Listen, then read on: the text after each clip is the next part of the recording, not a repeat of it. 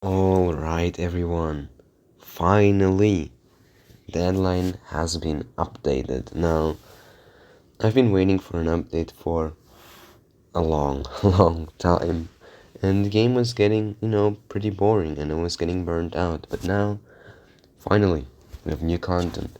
So, in this video, I want to discuss all the new content, give my opinions on the changes, and basically say whether I like this new update as a whole or not. And okay, the last question is kind of stupid. Of course, I like this update. Every content update is really, really nice. So let's start off with the weapons. So now there's the MP5 back, as well as the Mosin Nagant, which were missing from the game for, I know, like at least a year or something. They've also revamped the AK-74N, which sounds pretty cool, so I might give it a try again. And they've added the RPG-7V2 and the PSRL, which gives us a total of 5 new or updated weapons, I guess.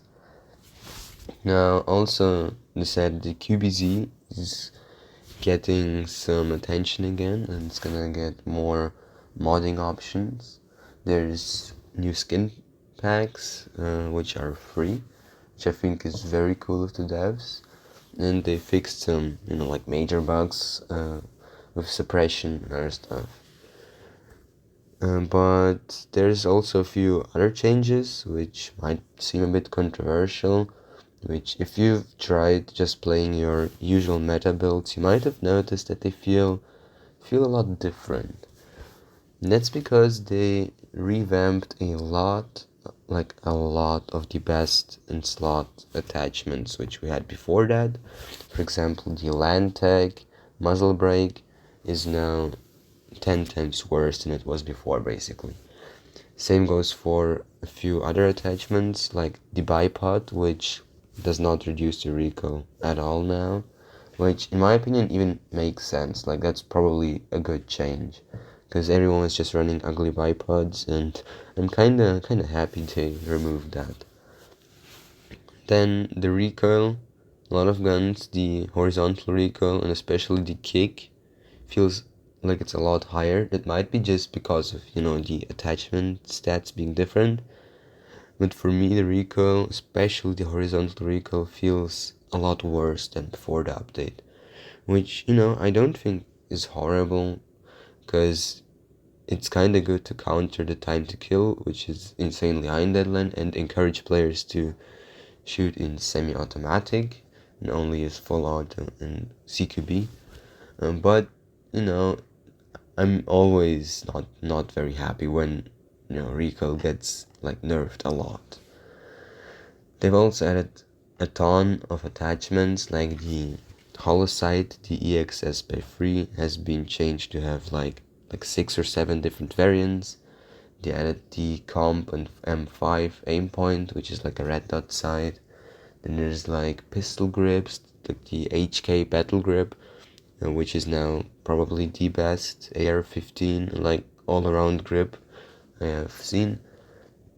There is a game tutorial, which I think is really cool, and probably the change I honestly hate the most is the separated lobby. I get it.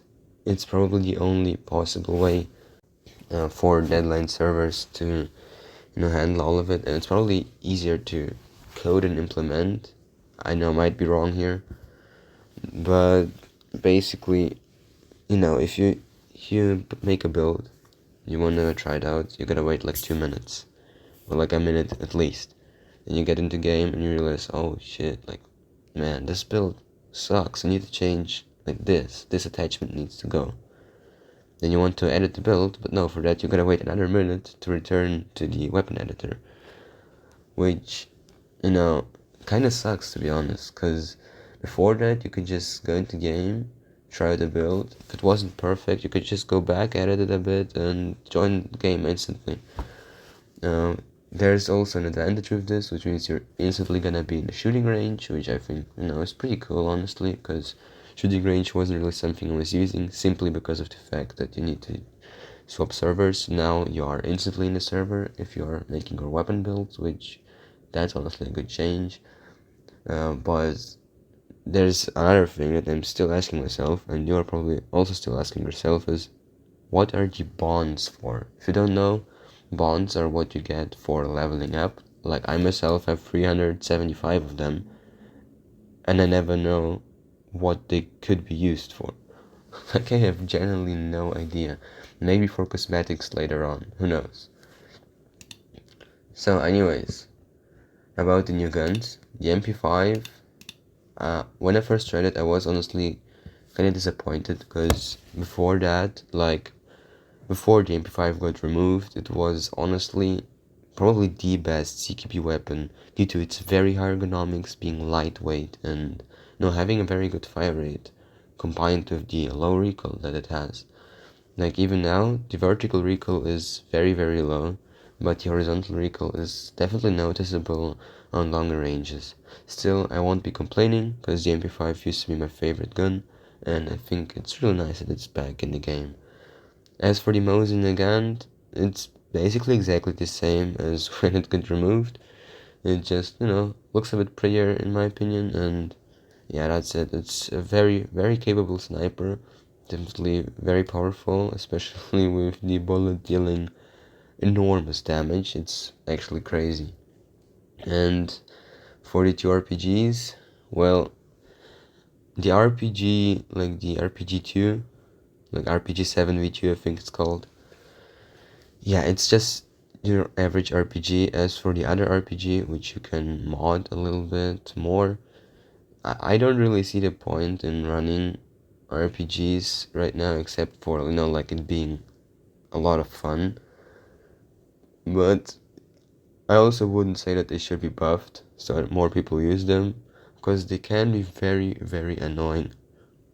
And they can also be very annoying to use because of their super low ergonomics, which, is the only thing that really makes them a little bit more balanced.